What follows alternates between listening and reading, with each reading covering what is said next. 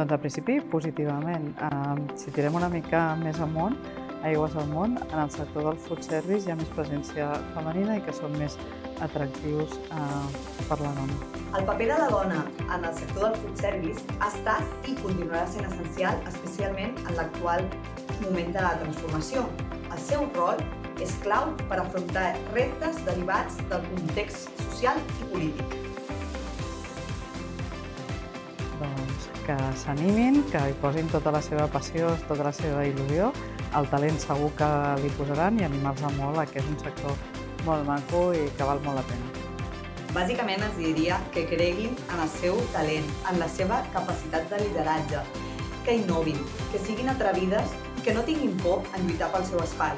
El food service necessita talent i per això necessita de més lideratge femení per a continuar accelerant aquesta transformació.